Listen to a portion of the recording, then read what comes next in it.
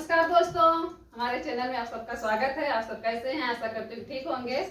आप हमारे वीडियो को लाइक करिए, शेयर कीजिए, चैनल को सब्सक्राइब कीजिए।